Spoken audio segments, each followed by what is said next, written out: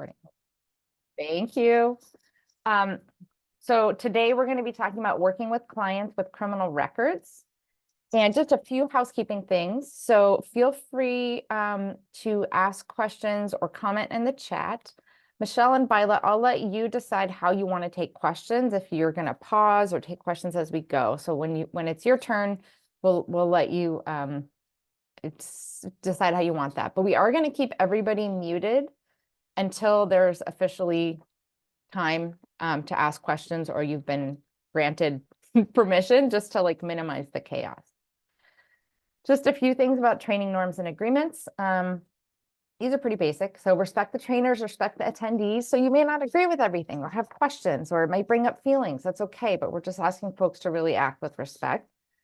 Also asking people to make space and take space. So if you're a talker like me, maybe try and zip it and make space for other people that tend to not take up space. And for those of you that tend to hang back, this is a great opportunity, either in the chat or when we can unmute, to take a risk and ask some questions or share some of your knowledge. Also, just acknowledging power and privilege. All of us have different levels of power and privilege, so just be mindful of that as we're going through this. So we're starting off the year. Just want to remind folks, we have monthly trainings for providers. And the trainings that we offer really are focused on information or skills that are considered essential by either HUD, so Housing and Urban Development, which is our biggest funder across our whole system. They're kind of like the boss that tells a lot of us what we need to be doing, or we've set some stuff in our own system of care that we've decided is really important. So we have trainings, with a few exceptions, the second Monday of every month. They're always virtual, and they are required, and we will always remind folks when we send this out, but they're really required for direct service staff so that we make sure that the folks that are working directly with clients have the skills and training that they need. So for this training, it's not actually officially mandated by HUD, but when they say it's incentivized, like they want to see that we're actually talking about this topic. And for ourselves and our own system of care, this really dovetails with housing first and making sure that we are lowering as many barriers as possible so that people can get into housing. And Shelby, I'm going to punt it to you for a second. It's Jamie. Hi, everyone. Good morning. Shelby Ferguson, CoC Administrator with H3. I'm just hopping on to talk about attendance is mandatory for these trainings, specifically for providers that either contract or receive funding from H3 or the CoC, and make sure that your direct service staff are attending. So your case managers, care coordinators, even program managers. Anyone else is welcome, of course, but those staff particularly are the ones we want to see here. And then during your quarterly check-ins with either myself and or Mary Fitzgerald, our CE manager, we'll be talking about and making sure that you had at least one staff attend from your program. So please make sure you all are attending. If not, then we'll have conversations during our quarterly check-ins about that. And they are recorded, like Jamie said, 5 bajillion times. So if there was a reason why, like you can't take the training, maybe you were sick or something, you had staff who were sick, you can always go back later and take it, and then just shoot me an email or we can talk about during our meetings. Thanks, Jamie. Thanks, Shelby. So the other thing that we are doing this year is we really want to make sure that we're incorporating this concept of equity into everything that we're doing, and particularly with our training. So you're going to start to see some new pieces. And we want to just cue you up to think about, for each of the topics that we're covering in our trainings, have you noticed inequities? And so that basically means, like, are you seeing different groups of people being treated differently? And it could be based on race, ethnicity, it could be gender, it could be sexual orientation. But start to think, put that lens on. Have you noticed inequities in your own work on this topic? So today, thinking about folks with criminal records. Have you contributed to or interrupted inequities? And we all have choices and opportunities every day. And just because you maybe contributed to something, that's not the end of the world. We're going to learn how to start to notice things and do things differently. And then start thinking about what barriers still exist and how might they be addressed. So with that, I'm going to turn it over to Bila and Michelle from Home Base, and I'm going to stop sharing.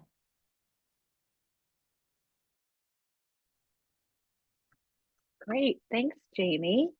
We're going to get going with our slides in just a moment. Good morning, everyone. I'm Michelle Burns, and I'm a directing analyst with Homebase, and I'm joined by my colleague, Byla Lindner, who's a directing attorney. And I'm going to be kicking us off and then turning it off to Byla a bit later in the training. And we also have two guest speakers later on in the training, and I'll introduce them a bit later. Before we get started, just our disclaimer that the content in the training is really for information purposes only, and this is not legal advice. Next slide, please. Jamie already gave us some good Zoom tips, so I think all of these things have already been covered. Do feel free to chime in with questions, comments in the chat at any time, and then we will be pausing for questions. And again, to reiterate, we're recording today's session, and we will be sending out also copies of the slide deck. Okay, next slide, please. Great. So a little bit about who is here doing this training for you. So we're from Homebase, and we're a nonprofit organization.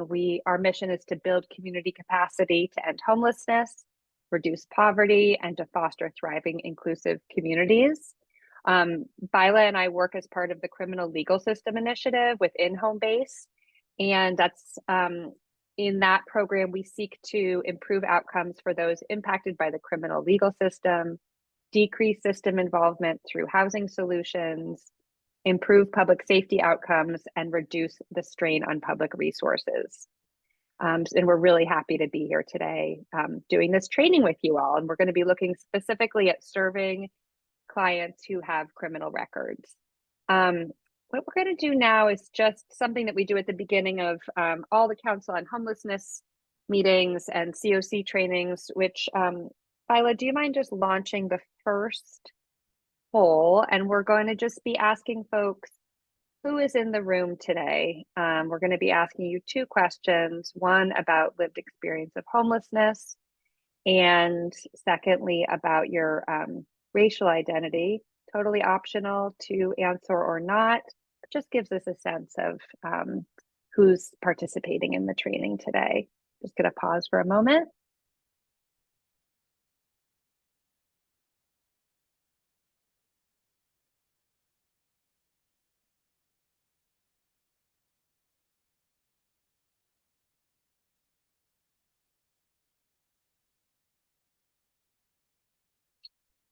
Great. Just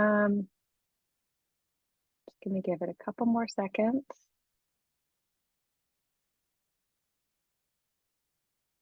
Great. Now I'm going to end the poll. Let's see if I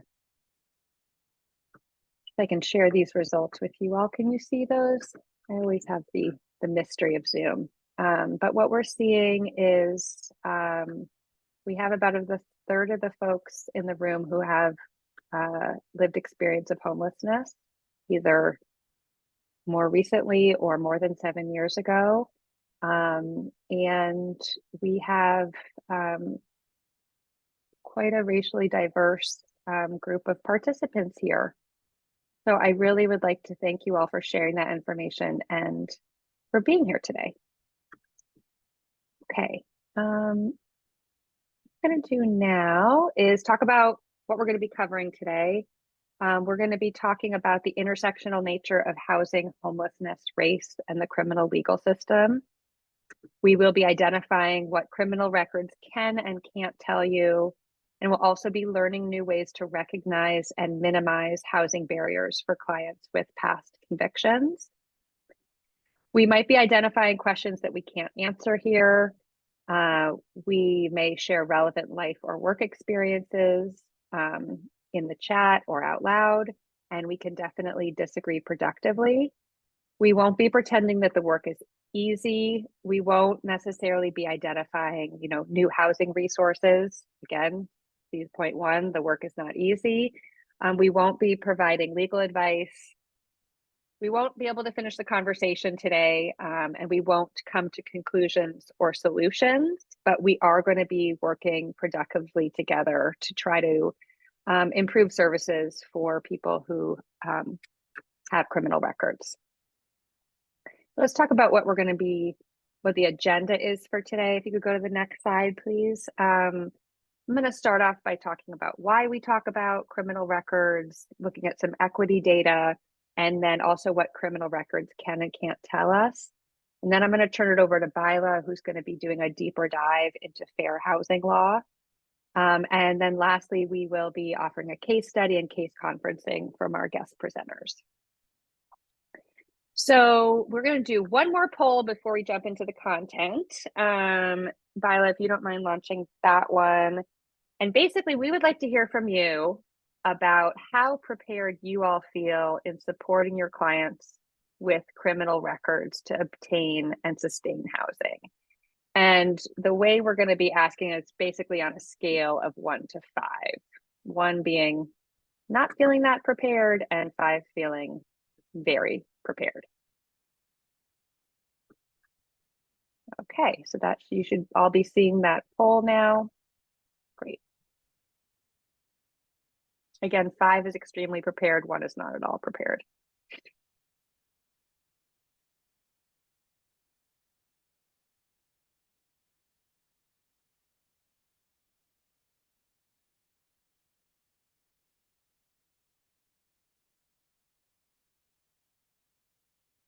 Okay, great. And that looking like about 40% of the folks here are kind of right in the middle. And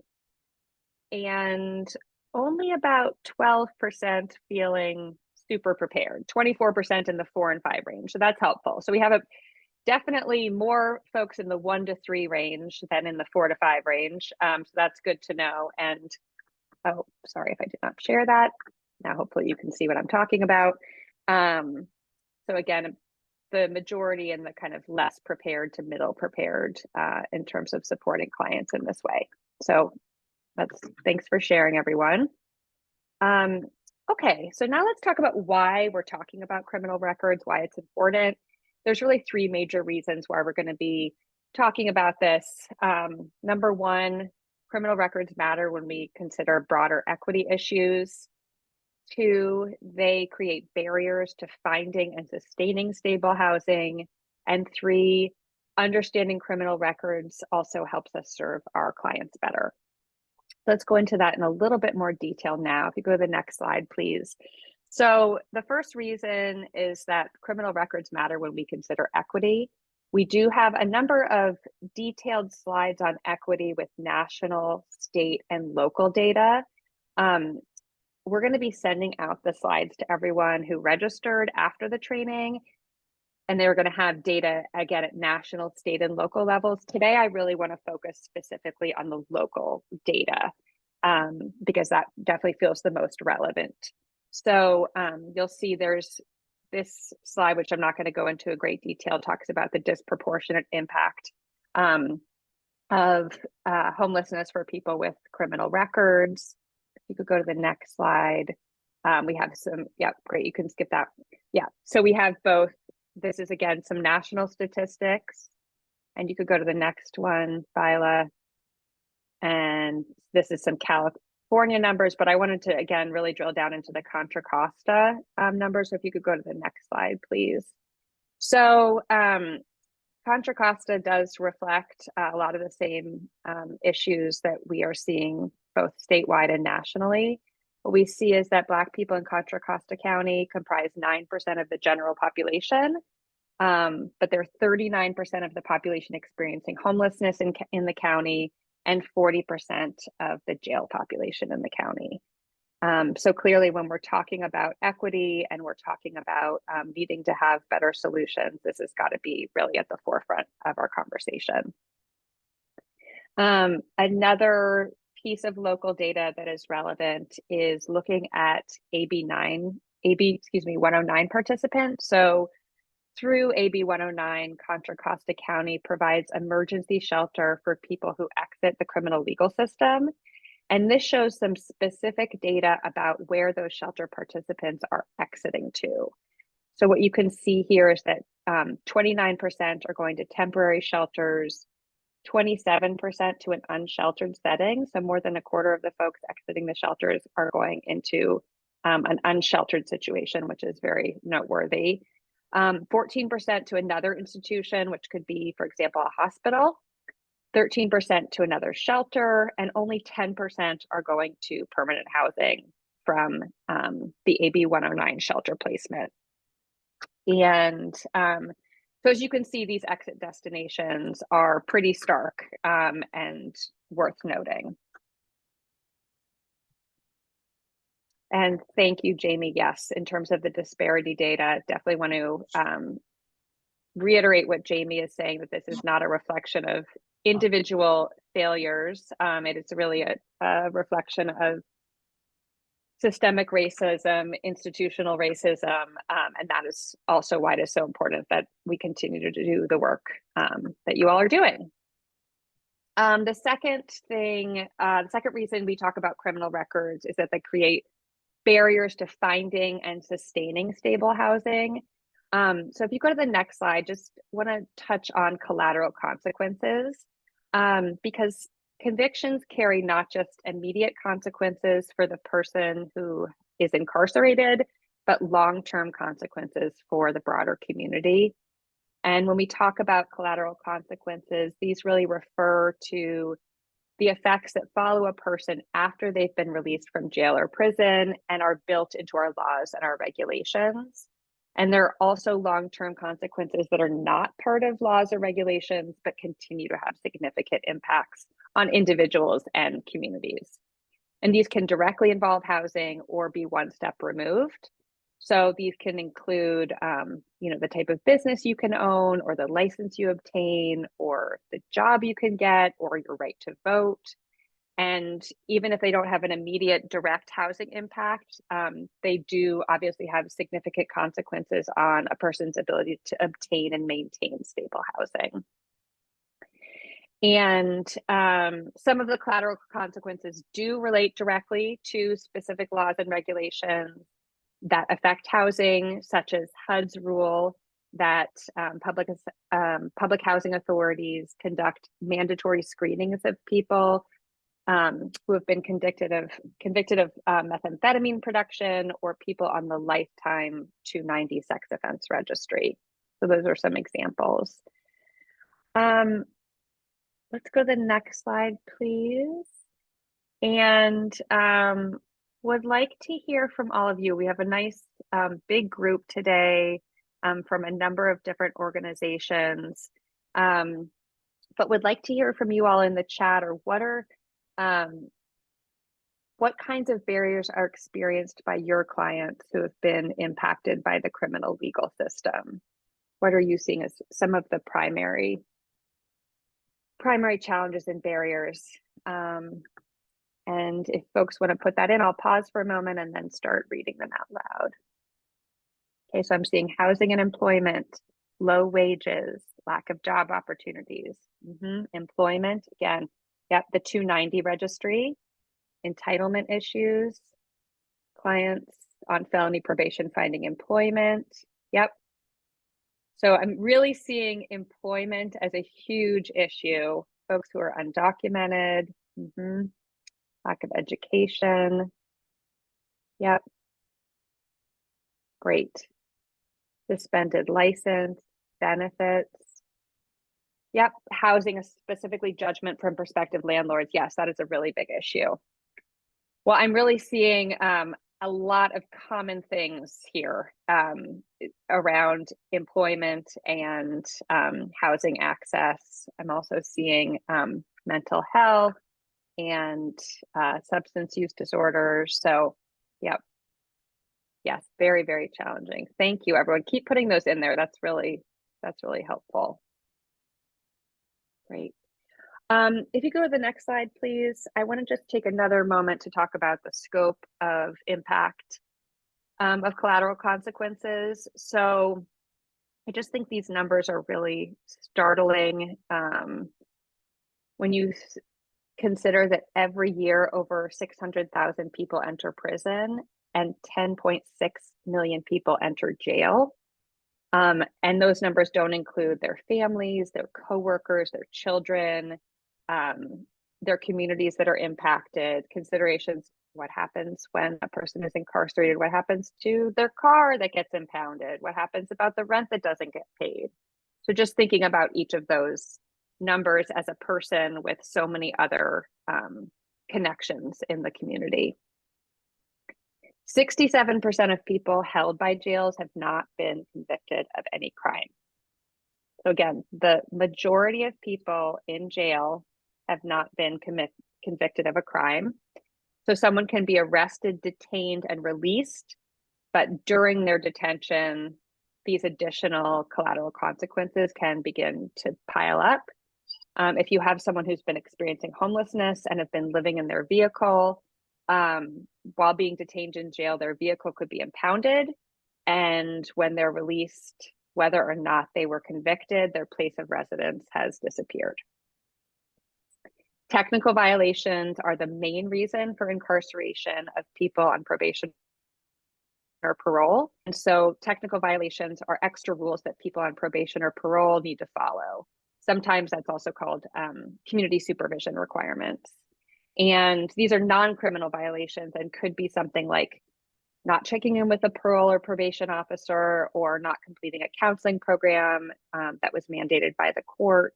And again, these are not crimes, but the majority of people who are on probation and parole are reincarcerated because of these non-criminal violations.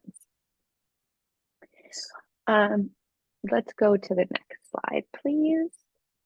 So the third reason is to talk about criminal records is that understanding them can help serve our clients better.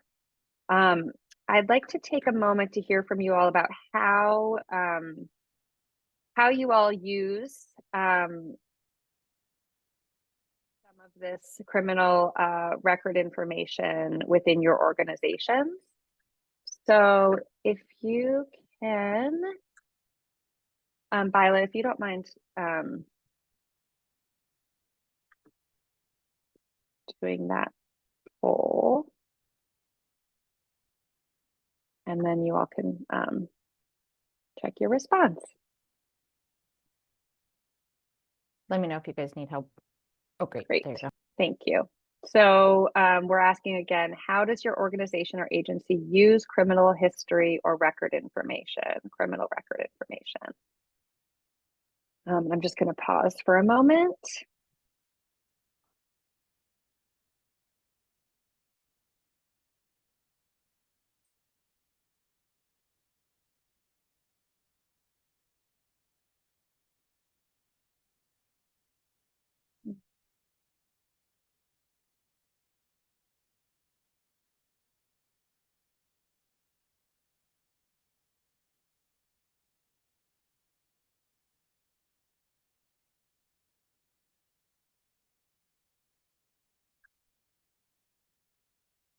Great.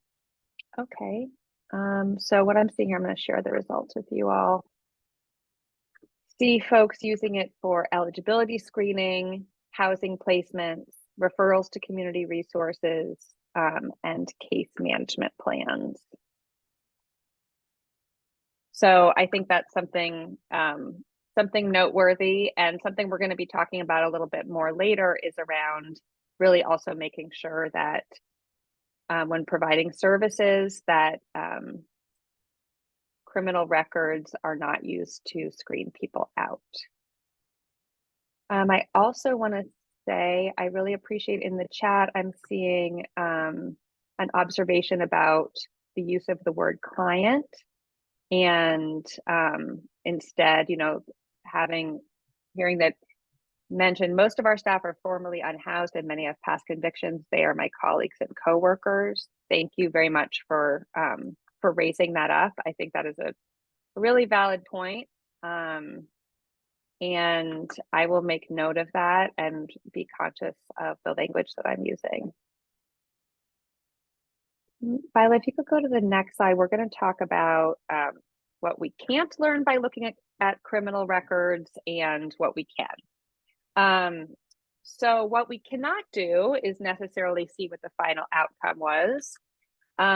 Depending on where you get the criminal history information, there are limitations on what you can what criminal history information you can use when making housing decisions. Rap sheets can include lots of information like arrests, but it's important to look at the final disposition or the result of the case. And also the reports can have errors. They're not always accurate. The other thing we can't tell by looking at this is whether our clients or participants, excuse me, are dangerous to themselves, to other people, to staff. This is something I raise because frequently this is a concern that is brought up, and sometimes from prospective landlords, and just reminding folks, and this is going to be talked about a little bit more later as well, that having a criminal record does not mean that a person is inherently dangerous, or again, trustworthy. So we can't tell whether a person is trustworthy based on whether they have been arrested or convicted of a crime. For example, a common example is looking at someone who has committed shoplifting, and you could ask, is that a reflection of being untrustworthy? Is this a crime of survival? And not having that inherent judgment. And then the final one is really about deservedness. And we do live in an environment of continued housing scarcity and prioritization. And so the question comes, who is going to be prioritized for having? And we want to be very conscious of the moral deservedness ladder that can come from not having enough housing and having scarcity. And again, we can't tell if someone is deserving of housing based on a criminal record, because really everyone is deserving of housing. Okay, can you go to the next slide about what we can learn? So there are some tangible benefits to looking at criminal records. And those, if there's folks on the call who don't currently use this information, to maybe consider using it in a way that will benefit the folks that you're working with. So the first thing is our ability to really tailor services.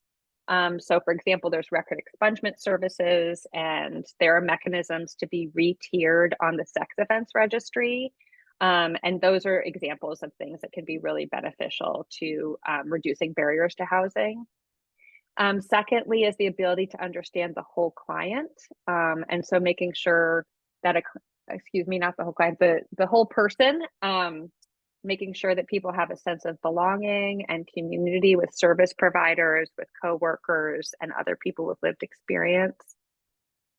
We also, I know many folks on this call already take a trauma-informed approach to working with people with criminal records and people who have been incarcerated. And so using those approaches that are also specific to the experience of custodial trauma that results from being incarcerated is really important in considering what housing option is going to be safe and appropriate for a particular person.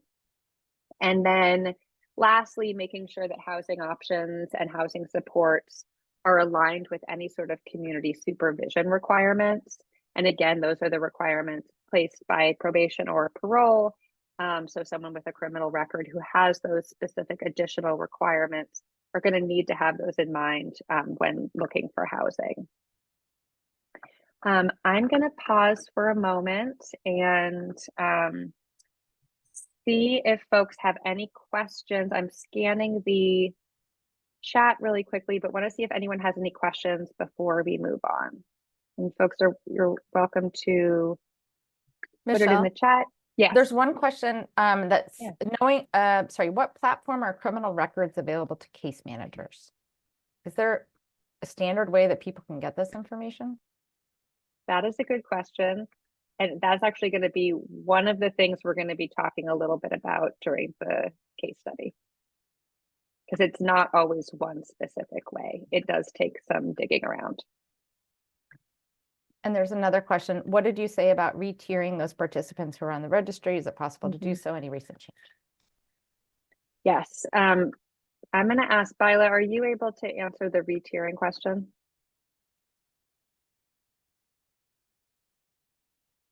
So Yes. Currently, right now in California, people on the 290 sex offense registry can ask to be re-tiered.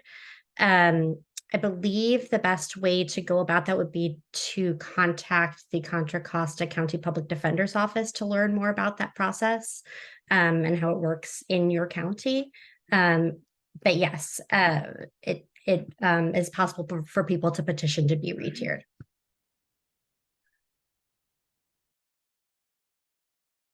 Great. And we can also send out additional information about that when we send out the slide deck. So with that, I'm going to be, oh, and someone was asking, what does it mean to be re-tiered? Yeah, so essentially, California's sex offense registry for the whole entire time that it's been in existence was everyone that was on the registry was required to register for life. Recently, in the past couple of years, the law has changed so that now the sex offense registry is tiered, meaning there are different levels that people are registered at. So there's lifetime registration. I believe there's a second tier, which is a different number of years required to register. And then there's another tier that is even fewer years required to register. I don't know much more about the details.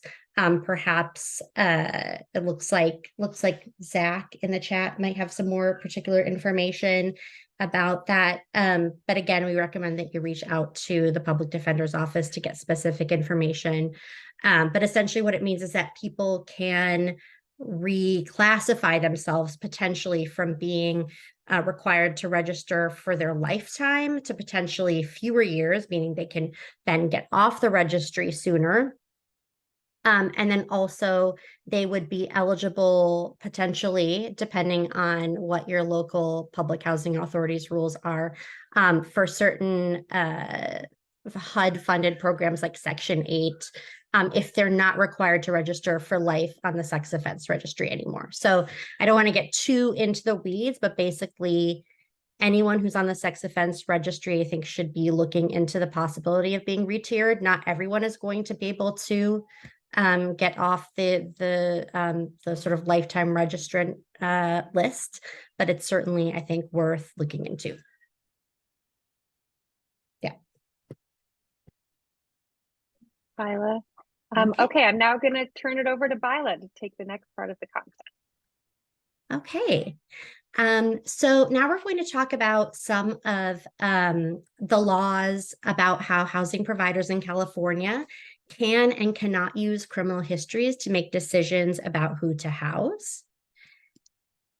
And, oh, looks like we already did this poll, so we'll go ahead and skip that. But I just wanted to start out by noting that in California, there are several civil rights laws, including those listed here. Today, we're going to focus on the Fair Employment and Housing Act, or FEHA, as it relates to addressing housing discrimination against people based on their criminal history information. But before I move on to FEHA, I wanted to highlight a new law, AB 1418, which just went into effect January 1st of this year. And it prohibits local governments from enforcing so-called crime-free housing ordinances. I don't know if who's familiar with these crime-free housing ordinances, but they differ across jurisdictions, but essentially they often require landlords to evict tenants who have had contact with law enforcement, even when the contact hasn't led to a criminal conviction or even prosecution. And in a lot of cases, even evicting people who have called law enforcement to seek help. And, the theory behind that is that bringing police to apartment buildings creates a nuisance. And then, that is potentially grounds for evicting someone. So anyway, this new law, AB 1418, hopefully will be helping a lot of people retain their housing and possibly also impacting some screening processes as well. So we'll see what happens with that.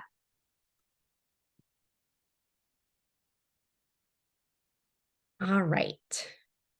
So now turning to FEHA, which is the focus of what we're going to be talking about today.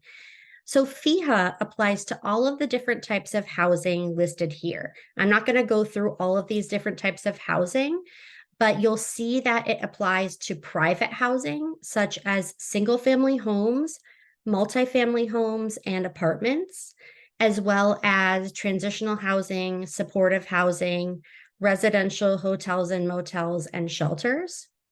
So in other words, FEHA applies to your programs and the landlords and property managers that you work with. So since these laws apply to your programs and the other forms of housing that program participants are trying to access, this means that you need to know these laws to fulfill two roles. So as a housing provider, you need to make sure that you are not unlawfully excluding people from your programs, right? Through, for example, using people's criminal records information for your eligibility processes inappropriately. And as a housing case manager or advocate, you need to know about FEHA so that you can help prevent discrimination against program participants as they are looking for other housing. FEHA mirrors the Federal Fair Housing Act and guidance provided by HUD about fair housing, but it's more detailed and more comprehensive. So for that reason, because you're in California and you're lucky enough that FEHA applies to you, that's what we're going to focus on today. So what does FEHA do? FEHA protects people from housing discrimination based on certain protected characteristics, such as race, color, national origin, religion, and disability. Having a criminal history is not a protected characteristic. So that in and of itself is not something that people can say, you can't discriminate against me based on my, criminal records. But regulations that went into effect in January of 2020 made it essentially unlawful for housing providers to base decisions about access to housing on criminal history information without having a legitimate justification for doing so. And that is because using criminal history information in making housing decisions can have a disproportionate impact on people of color, as Michelle has already discussed using some of the data earlier.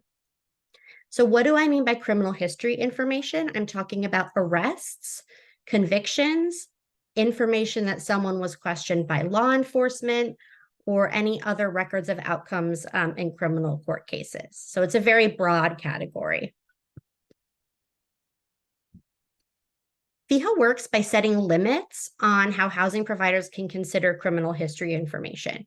So the first key limitation to be aware of is that housing providers can only consider criminal convictions, okay? That means that they cannot consider other criminal history information, like arrests, like information that someone was brought in for questioning. Anytime that people have been, arrested and they haven't been prosecuted and convicted. Infractions for things like speeding are not appropriate to be considered. Criminal cases that did not result in convictions. So for example, where a case was dismissed. Also convictions that have been sealed or expunged cannot be considered, and outcomes of juvenile court proceedings. And the reason for this is that anyone can be arrested, right, at any time. And it's not until someone has actually been convicted that they have either pled guilty or they have been found guilty. And until then, they are presumed innocent. So it's not appropriate for housing providers to be taking into account all this other information that doesn't actually speak to someone's guilt for the crime that they have been accused of. And even after conviction, our society has given people chances to start afresh through expungement and sealing. So it's important that housing providers honor that as well and not take those convictions into consideration. The next limitation is that if a housing provider does consider a conviction, or they want to consider a conviction in making their housing related decision, they can only consider convictions that are directly related to housing, right? It's not a free-for-all where they can just consider any conviction that someone has. So to determine whether a conviction is directly related to housing, housing providers should consider things like the nature of the crime. Did it have anything to do with someone's actions as a tenant, for example? Did it involve massive property damage? That kind of question. They should consider the severity of the crime, right? How serious was it? How dangerous was it? Was it a minor crime? Was it a misdemeanor? Or was it something that was a lot more serious? And also, how long has it been since the crime occurred, right? Was it 6 months ago? Was it 10 years ago? All of these factors come into play when asking the question, how directly related to housing is this crime? And again, the reason for this is that people can be convicted for crimes that have nothing to do with housing, right? Most criminal convictions have nothing to do with housing. They speak, they don't speak to how someone will be as a tenant. And especially if the conviction is particularly old, people change, circumstances change. So these are all very important factors to consider. Okay. FEHA also prohibits the use of blanket bans for people with certain convictions. So, for example, if a landlord or a program has a policy that says no felons or no one with an assault conviction, that will not pass muster. That will not be FEHA compliant.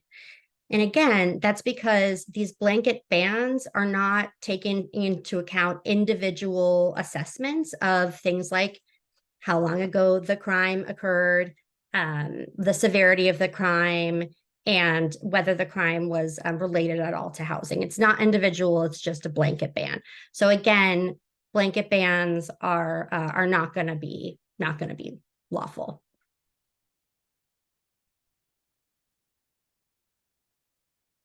So what other considerations are there when thinking about FEHA compliance? So in general, a housing provider's criminal background check policies and procedures should be in writing. These policies should include what they look at during screening and why it directly relates to housing. So it should have the justification for why they're looking at what they're looking at. Policies should state that they will give applicants a copy of whatever criminal history document was reviewed. So for example, if they pull up request someone's rap sheet, or if they conduct some sort of third-party background check through a provider of those background check documents, they should provide those, whatever they're looking at, to the program participant. And this is so that the applicant can do two things. First of all, they can review the document for accuracy. And this is very important because a lot of people's criminal records are not accurate. A lot of what is out there, especially when you're talking about these third-party, providers of background checks. And another reason to provide these documents is so that the person who's applying for the unit or for the program knows exactly how they can respond to the person's concerns, right? They're saying, okay, this is what the person saw. I know exactly what I can do. I can get certain types of mitigating information, which I'll talk about in just a second. And the housing provider's policy should also state that they consider all mitigating information provided by an applicant. Okay, so what is mitigating information? Mitigating information is information provided that explains that the applicant is not likely to pose a demonstrable risk to the health and safety of others, to the property, or to basically to say that, I may have had this, criminal conviction in my past, but this does not make me pose any kind of demonstrable risk to you, to your tenants, to anyone else in the program, to property. And so different examples of mitigating information could be to say, the age that you were when the criminal conduct occurred. So if you were a minor, for example, although again, those records shouldn't be available anyway, if it was 15 years ago, how long ago the criminal conviction was. If the conviction was related to a disability, So for example, is someone on the 290 registry because they were exposing themselves in public while having a mental health episode, right? So that would be something where they could explain this was related to a disability that I had. This, I am, in treatment, I'm receiving this kind of assistance. It's that kind of explanation of cause that can be useful in telling a whole story of a person's situation. Another thing that could be mitigating information is the person a survivor of violence? Was this something that they did perhaps in self-defense or after many, many years of having been a survivor of domestic violence? That kind of, again, context really matters. Also, mitigating information can be any evidence that someone has, been quote unquote rehabilitated. I personally really dislike that term, but that's kind of a term that's very commonly used. And what that means is basically, things, programs, services that people have participated in that, speak to some of the issues that may have led to the criminal conviction to begin with. So an example could be if someone was convicted 15 years ago for robbery, but they were, under the influence of drugs at the time, and they've since completed a drug rehab program, right? That's a perfect example of evidence of rehabilitation that should be considered as mitigating information. So if you're a housing provider, you should ask for and consider mitigating information from applicants that are applying before you deny them access to your programs. And if you're a housing navigator or a case manager helping participants find other housing, you should help participants find and present mitigating information to landlords and property managers. Ideally, before they apply for housing, so that they have these documents ready to go should the landlord decide that their criminal record is a problem. So if a program participant believes that a landlord or other housing provider has violated FEHA, you can help them report violations to the Department of Fair Employment and Housing. Actually, I think that that department has since changed names. I think it's the California Office of Civil Rights. Sorry, that's outdated. I need to change that. But at any rate, I believe that the link is still the same. That is where folks can report violations of FEHA. Okay. So I blew through a lot of information just now, a lot of detail, hopefully not too quickly. But I wanted to pause to get questions, concerns, comments. A lot of times when people hear this, they're like, what? That I never knew that this law existed. People are violating this left and right. Yes, that is true. FEHA is being violated left and right. So if that is something that, is your experience, then that's definitely, that's accurate. So again, anyone have any questions, comments? Feel free to, yeah. Oh, sorry. This is Rachel Herger from Bay Area Legal Aid. I wanted to Yes. flag something with the change from the lifetime registration requirement for individuals on the 290 to now the tiered registry. Oftentimes federal regulations, HUD regulations require exclusion of anyone who is subject to lifetime registration. It does not require exclusion of folks who are on either a 10-year or a 20-year registration tier. And so one thing that we've seen a lot is federally funded housing providers automatically excluding anyone on the 290 registry. But when you look below the surface, it turns out that in fact they are not mandatorily excluded. And it is still discretionary. And so it's still, that's not a panacea. And we still see clients who are unfortunately excluded despite, being years away from whatever their conviction offense was.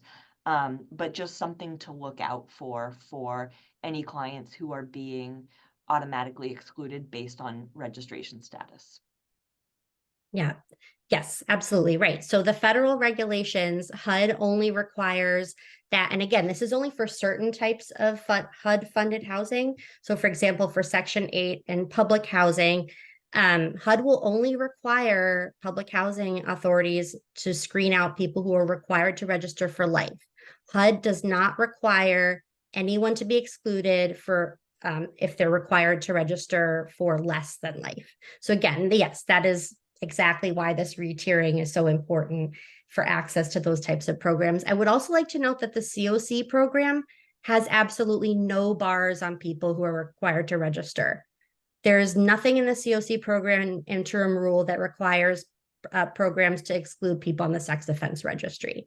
So again, it's very specific to what kind of HUD funded program it is. And also, you want to look at your local public housing authority's administrative plan to see how much, discretion they've given themselves, but also, yes, HUD does not require for those particular two housing programs, public housing and Section 8. I'm not familiar with a lot of the other types of programs, so I can't say for sure. But that it's only the lifetime registrants that are like absolutely banned. So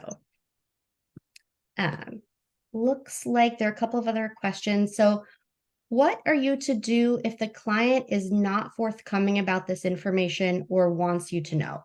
So being client-centered obviously is critical if you're doing this work. And, if a client does not feel comfortable sharing this information for whatever reason, you have to respect that. I think the only way to get around that is really to work on building the client's trust so that they understand, and also educating them on what you would do with this information. I think a lot of times people with criminal records have been told that their criminal record is going to, mean that they're not going to get access to any assistance, housing assistance. So explaining to them that, no, we're not using this to screen you out.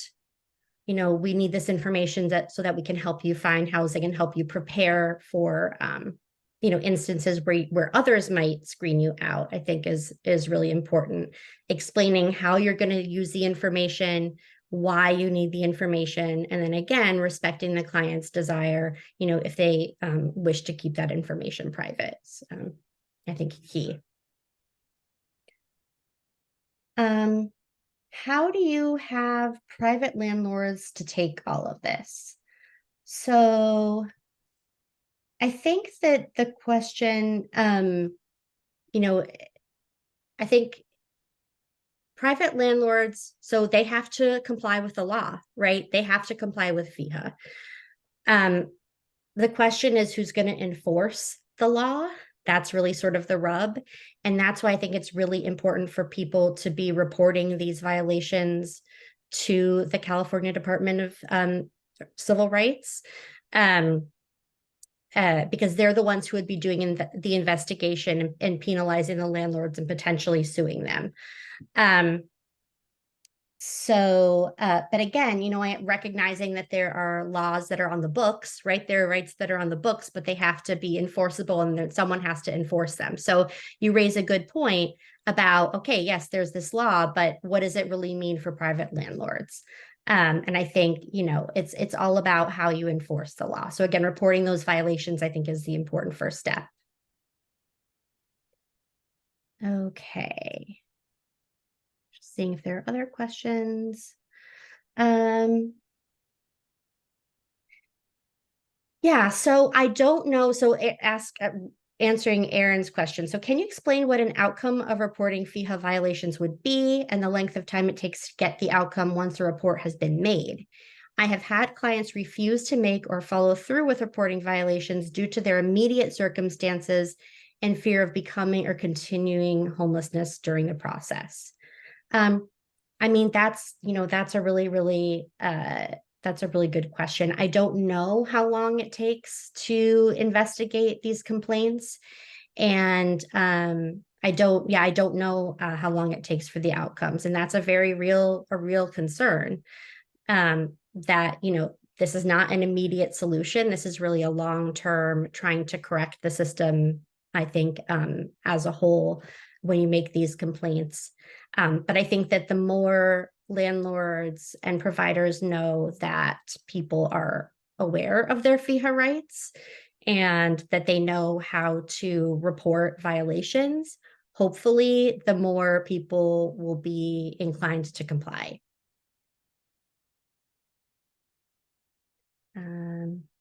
Okay, I'm not seeing any other questions here unless I missed anything.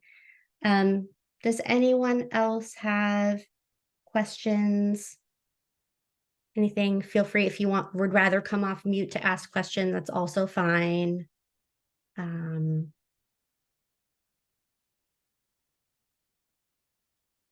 Okay. All right. Okay, so now I am going to just briefly talk about some considerations and tips to sum up some of this and help us think about how to put this information into practice.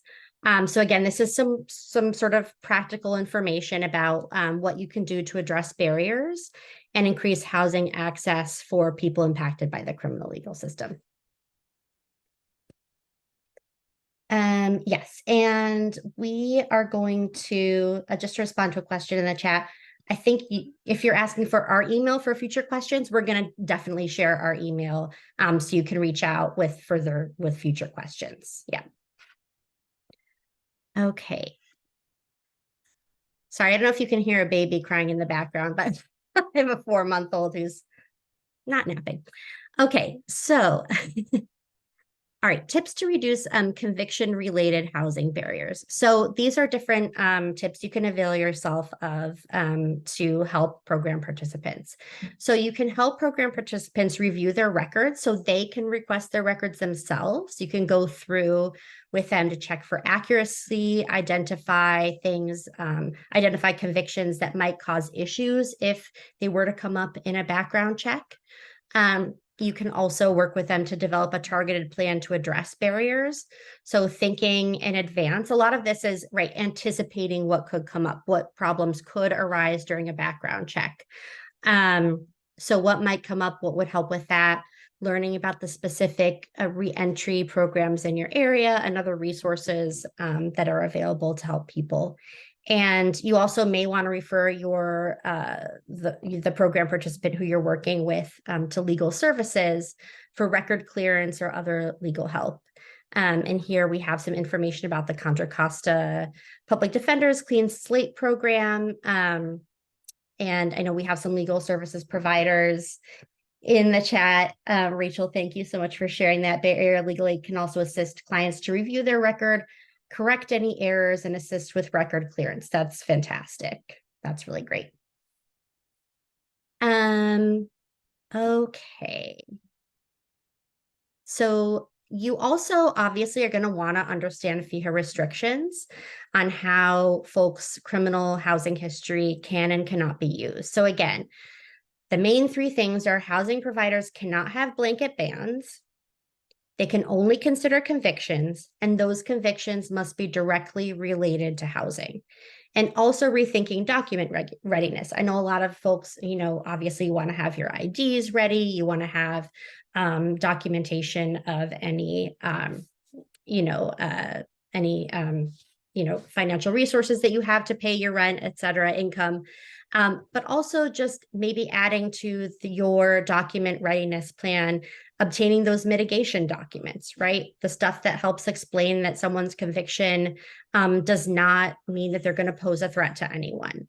So, again, the type of conviction, the circumstances surrounding the conviction, what, if anything, has happened since their conviction that might help them overcome barriers they are facing.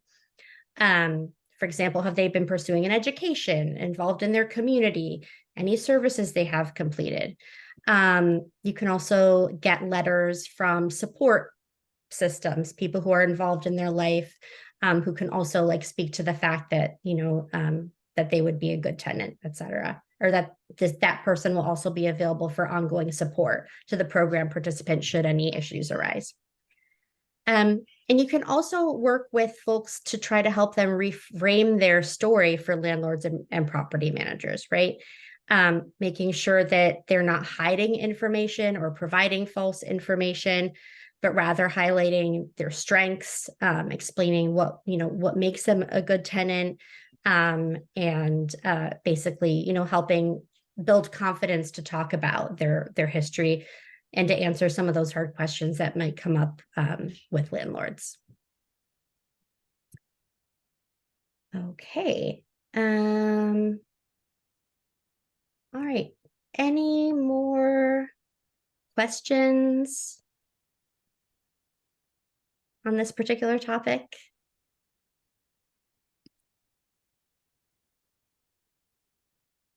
Looks like Rachel also says clients can apply for a fee waiver from the California Department of Justice to reduce the cost of getting their rap sheet. That's great.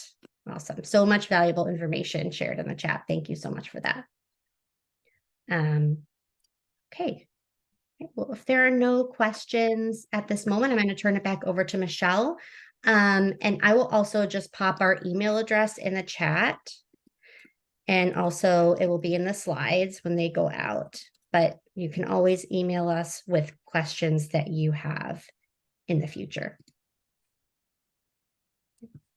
Thanks, Isla. And thank you so much for everyone chiming in and for your questions and resources.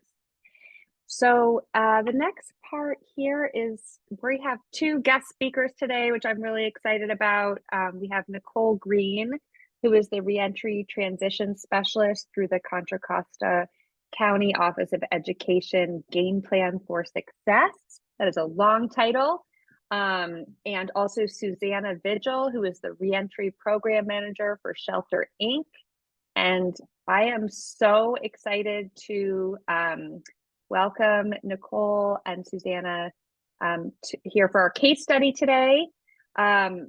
I'm going to introduce the case study and then I'm going to turn it over to them, and they are going to be doing a case conference.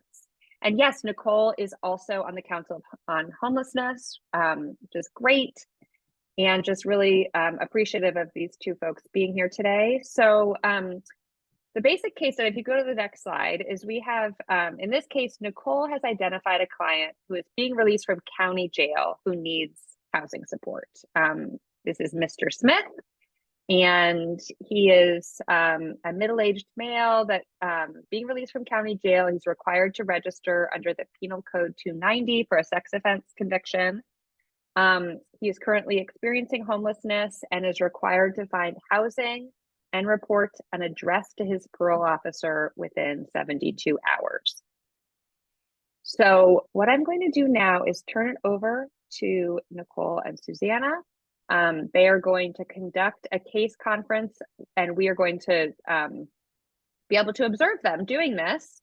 So if you could, Viola, go to the next slide, actually one more slide, and we just have some guiding questions here, which they may be using somewhat, but they also are going to be following their own level of expertise in terms of the types of things that they're going to be considering. So with that, I'm going to turn it over to Nicole and Susanna. If you could both, well, you should be able to just come off mute and be able to start what you're doing. Off of mute. Wonderful. Great. There you go. Oh, okay, All right, great. Turn it over to you. Thanks. Thanks. So I'll go ahead and get started for the case conference. So I'm just playing as a provider, sending a referral over to sheltering housing for an individual, as she said, to get released. That's a 290. So I don't know. I don't see Susanna. I'm here. Oh, there you are. Hi. Hello. Okay, so I'll go ahead and get started. So thank you for taking the time to meet with me for this case conference, Susanna. How are you doing today? I wanted to follow up with you for a referral that was submitted last week for Mr. Smith and his needs for support. So I wanted to see how you would be able to support Mr. Smith in reaching his housing goals. Hi, Nicole. Thank you for reaching out. So I did receive your referral. I do have a few follow-up questions regarding Mr. Smith. So the first question that I do have for you is, has he served time in a California state prison? Yes, he has served 10 years in California State Prison, and just wanted to point out to you is he is a 290 sex offender and he does have to register. Okay, perfect. So my next question will be, do you know if he has access to his abstract of judgment, or will I need to reach out to his parole agent? And also, do you know who his parole agent is? He currently does not have access to his information. Yes, his parole officer is Jeffrey. I've made contact with him and he will be ready to provide you with the information that's needed. Okay, so I know that you mentioned that he needs to provide an address within 72 hours. So being completely transparent here, I don't feel that I would be able to get him into housing within that time frame. But what I would like to do is reach out to his parole agent to see if he can possibly get a referral over to like GEO, or have you referred him to any other agencies? A great question. Were a couple of few things I definitely want to add on to that. He doesn't have his ID or social security card either. Okay. He's been in state prison for 10 years and just not transferred over to county. So no history of employment, no Okay. family support. I know a little bit about his restrictions, but you'll have to talk to Jeffrey in more detail as I don't have access to that information. I have not started the process, but I have access PO to send a referral over to GEO in the event that there isn't any room or availability. There is other programs that I would like to reach out to, such as Impact Justice, since he served 10 plus years. Also Hope Solutions. However, I first want to kind of figure out what you guys have available if the parole officer can get him over to GEO. Because I also need to get him over to some reentry partners, but I have to figure out where he's going to be planted first, west, central, or east. So I'm kind of at a standstill and was really hoping to kind of figure out how you can help me with these housing goals or what we can probably do through sheltering. Okay, so there's a couple things. By any chance, would you happen to know if he has any kind of family support or friend support in the area that may be able to assist him as far as a room rental? Because if that's the case, then sheltering can step in and provide him with rental assistance. If not, we do have a master lease program here. Currently, I am at capacity for our master lease units though, but if something becomes available, that is something of an option. Obviously, we do also work with other landlords in the area. Some of them are quite friendly with our population as we have established a working relationship with them. We're always looking for new landlords though. It varies, while we do have some established landlords that are willing to work with us too, as you know, because of the restriction barriers, we also have to work with their parole agents to make sure that those properties are also in compliance with whatever restrictions that they may have in place. So he doesn't have any family support, Okay. unfortunately. He is open to going to an transitional house. However, he has the restrictions in place. So the PO basically stated wherever he's going to go, they need enough time to go by and view it to ensure that it's a place that he can reside in. So that'd be great if you know of any transitional houses or SLEs that's want to take him in. That'd be great. So far, all I know is that he can't be around any schools. Okay. Okay. I don't know like the distance or things like that. I don't have access to that.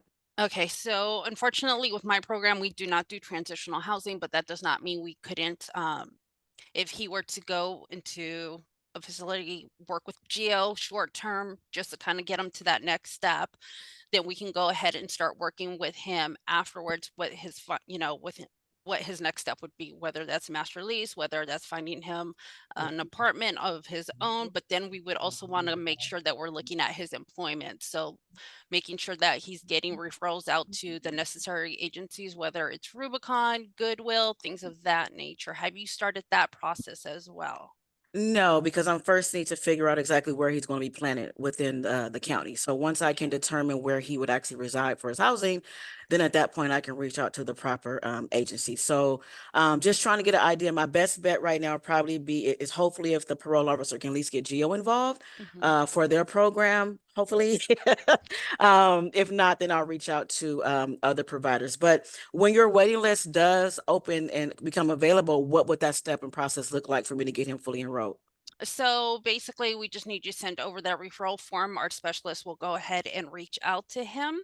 And even while he's on the wait list, she'll continue to reach out to him every so often just to kind of see where he's at so that he doesn't get lost in in the transition of things. That way we can also know when something does open up, where exactly we need to jump in and start assisting him with. Oh, So and I yeah, did find an important piece I completely forgot to tell you. I'm going to throw you a curveball here. sure. He did get screened by AOD, and because he's a 290, he can't get placed into residential. So that is a very important piece I almost forgot to add onto there, is that he is Okay. also dealing with substance abuse as well. So Okay. those are some key things that we may have to take in mind that he's dealing with. And hopefully Geo has space to be able to start the process and help him. Okay, so do you know if he has any kind of counseling that he's currently doing or will be doing for his substance abuse issues? Well, I know that they will try to assist him with getting the outpatient set up. Again, hopefully the PO is able to get him over to Geo, as I know that they have a process, right, Okay. for that as well. But AOD will get them set up with the outpatient, or they do provide the support on what they'll need when they get out, regardless if he can get placed into residential or not.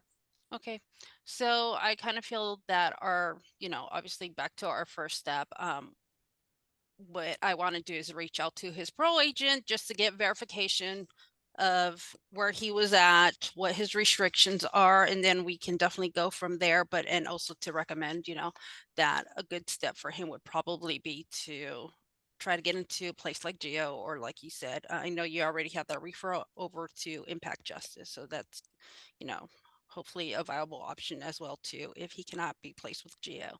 Okay. Thank Okay. you. Thank you, Nicole. Thank you very much. No problem. And done. and see. Terrific. Nicole and Susanna, thank you so much. I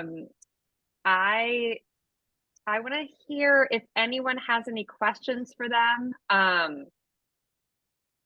Anything in terms of yes, I'm seeing great job. I'm seeing applause. Yes, super helpful. Really great resources are being raised there. Such great expertise. Does anyone have any questions for Nicole and Susanna? Or any additional resources that you were thinking of as you were listening to them but didn't hear raised?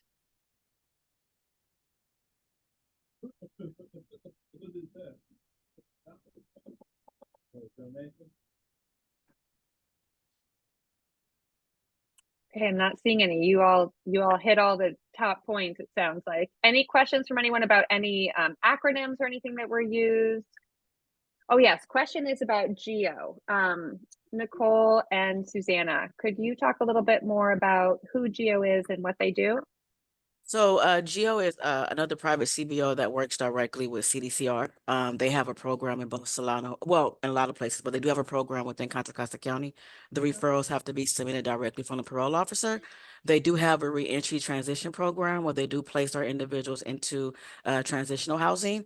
I do know that they also have some don't quote me on the name of it, but they do have like an AOD aspect of it, as well as mental health and housing aspect of it. And I believe, don't quote me, James, I think it's like 6 to 12 months, but their goal is to get them transitioned over. So a lot of the parolees go over to GEO and sometimes partner with Susanna. And sorry for all the acronyms. Thank you, Michelle, because I'm just throwing out CDCR, but that's who GEO is.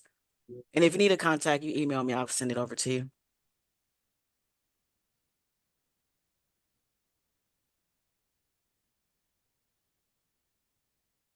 They didn't get to close the door over there. I know, huh?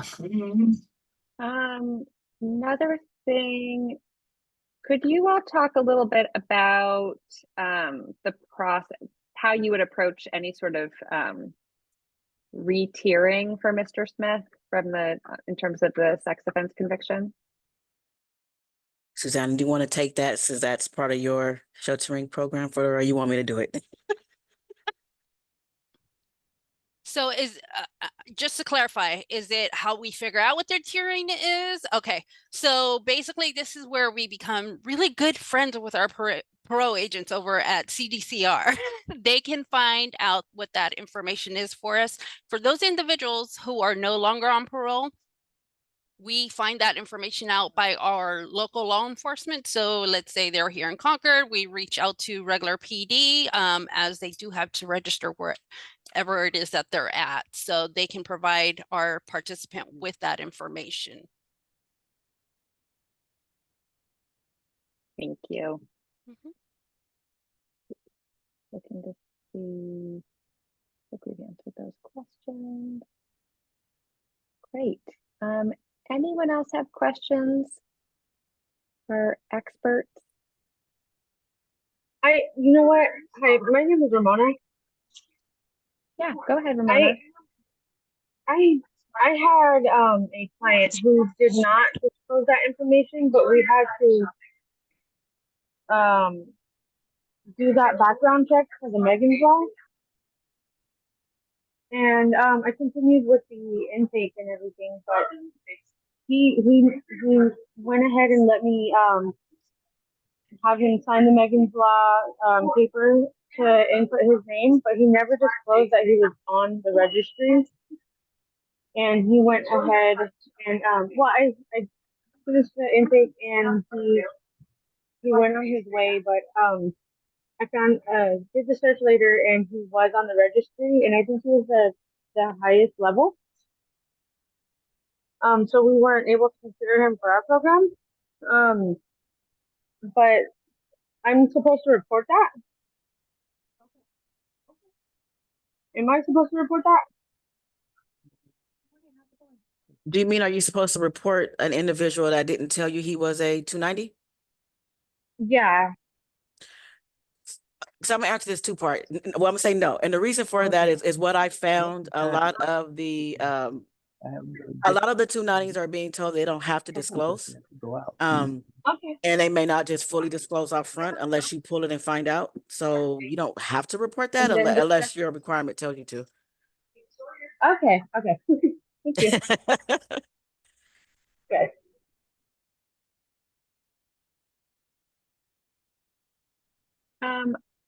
Viola, I also wanted to see if you had anything else to add here related to how this might impact the connection between this and the FEHA, the Fair Employment and Housing Act. Yeah, so to be totally, completely clear, FEHA applies to all criminal records, regardless of the nature of the alleged crime. So that includes sex offenses. So people who are convicted of sex offenses are still protected by FEHA, which means that anytime that a landlord wants to screen them out, anytime a program wants to screen them out, it has to be because of a conviction that they had. And someone has to do an individual assessment of whether or not this conviction directly relates to housing. And they have to consider any mitigating information that the person may be able to provide. Again, Section 8 and public housing, funded by HUD, if they are required to register for life, there is that ban. But if they are not required to register for life, they may still be eligible for those programs depending on how the Public Housing Authority has set up their own discretionary regulations locally. And again, people on the 290 registry are eligible for CoC funded programs. There's nothing in the HUD regulations that say that people who are on the 290 registry or who are on any sex offense registry throughout the country have to be excluded from CoC funded programs, just to be 100% clear. So if you are working with this particular program applicant or program participant, if they are up for sharing this information with you, you're going to want to possibly learn a little bit about the circumstances surrounding their convictions. Again, like, is their substance use issue something that contributed to that?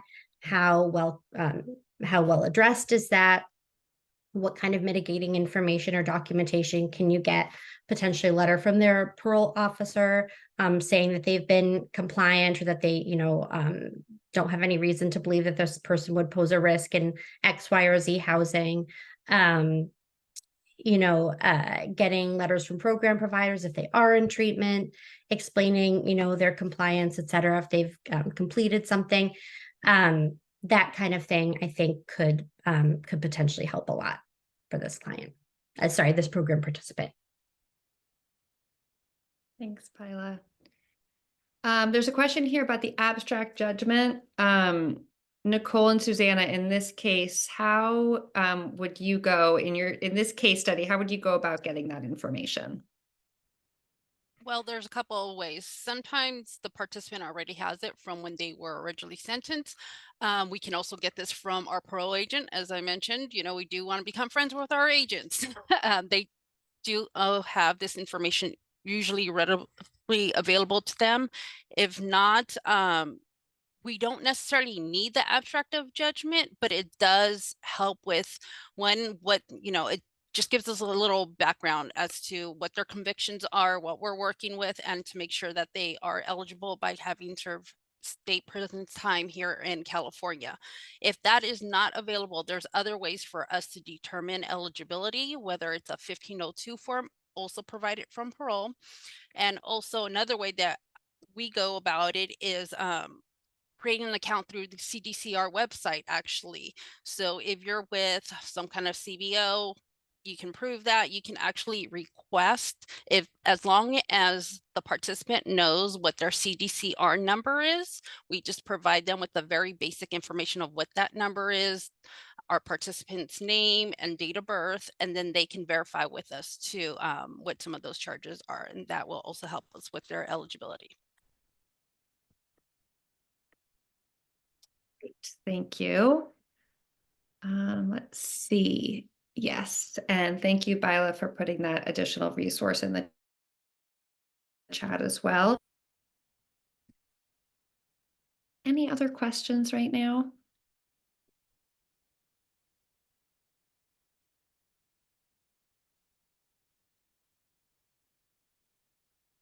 Great. Well, another huge thank you to Nicole and Susanna for doing the case conference. And want to thank all of you for being part of this training today. I have been keeping track of the questions and resources that have been offered so that we can summarize that and include that with the materials that we send out later. And we're going to put into the chat information about our we're going to put our website in there, as well as a link to sign up to our newsletter, which we send that out quarterly. The Criminal Legal System Initiative sends that out quarterly and has some resources. I want to turn it back over to Jamie Jeanette to do some additional wrap up. Thanks, you all. This was great. So I just want to tell everyone, this was our first experiment doing sort of we're going to try and do more case studies and things, more interactive things in our trainings this year. This was fantastic. I really appreciate all the work that went into this ahead of time. We are doing, I dropped in the chat our regular survey that we do. We've added a few more questions, some pieces about the case study, and also about the equity lens and the data. So just would love to have folks take it's probably 1 minute to fill out our survey. And drop it in the chat again. We are also going to email everyone with a link to the recording, a link of the material, a copy of the materials, and another opportunity to fill out the survey. I think that's it. I can hang out here for a minute if people have extra questions. I also want to let folks know, I'm actually going to drop it in the chat. We always look and see who registered, and to make sure that you're on our mailing list so that you get information about all of our meetings and trainings and all of that. So our website is new, so I'm looking for the link. They redid our website. So if you've gone to look for anything and you can't find it, there's nothing wrong with you. We have a new website that's a little different. Okay, I'll find the link later. But just wanted to, again, thank you all for being here. Michelle and Bila, thank you as always. And we'll just hang out for a minute or two, but otherwise you have half an hour of your life back. Enjoy. Thank you. Oh, and also thank you, Nicole and Susanna. That was fantastic. Thank you. Thank you so much, everyone. Thank you. Thank you.